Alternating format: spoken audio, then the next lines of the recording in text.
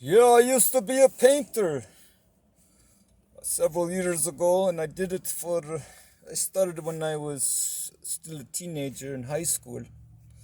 During the summer months, I used to work for this Italian contractor from Sicily, Italy.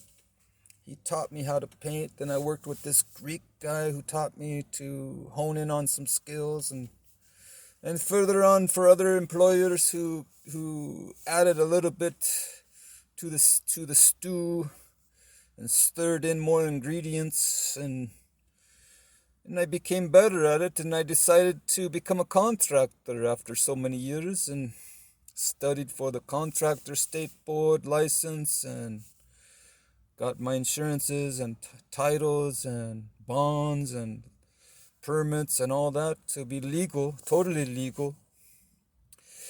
And I did it for about 8 years. I was a contractor and struggled very much so.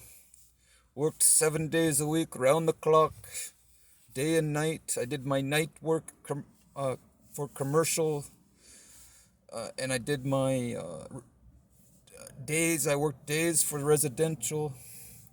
So I was working round the clock, 24 hours, 24/7, trying to build the business and make it big. But I didn't have a business model. I didn't have a blueprint and I should have done that.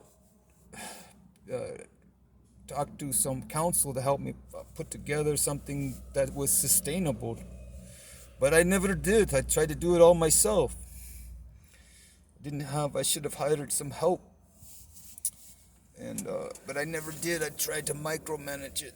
So it was doomed to failure from the start. Because it took money. It took a lot of money to hire that business counsel and hire staff and people so you could grow to a bigger company. But I never did. I didn't know how to do it. I heard some little bits and pieces on how to do it, but I knew one thing: it cost a lot of money, like over $100,000, just to have some counsel and someone put together a structure to follow. But I continued to do it for about 8 years, and I'm glad I got out of it. Because, man, those odors, those chemicals were really getting to me. They were bothering me, and especially lacquers and varnishes and even acrylics were starting to get to me. Latex paint, especially petroleum-based products. Ooh.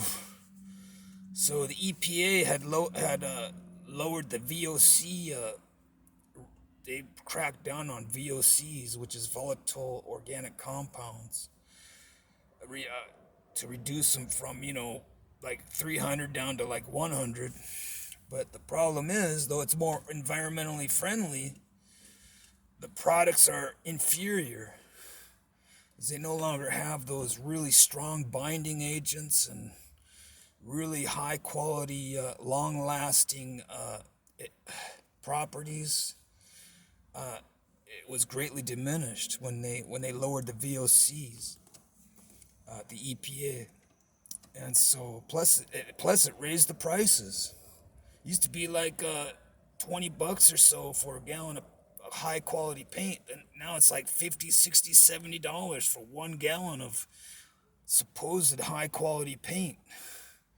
I used some of that high quality paint recently, and I was trying to spray it like I used to spray high finish on my trim, and it came out like cottage cheese because they changed the physical properties of the product, so it no longer atomized correctly.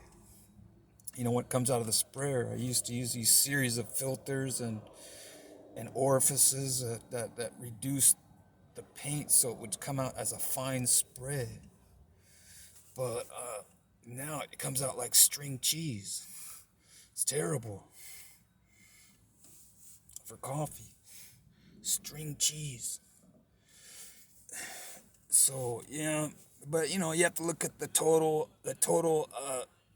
equation, which is environmental concerns. You want to be protective of the environment. That we got to have a future for the whole Earth.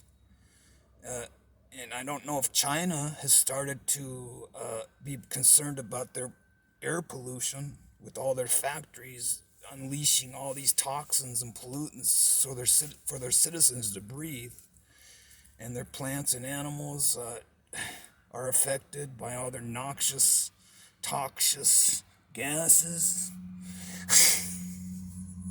So I don't know. Everyone has to be pulling on the same rope in order for the world to be environmentally and climatically balanced.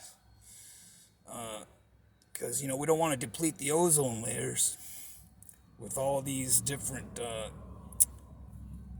stuff floating out there in the air.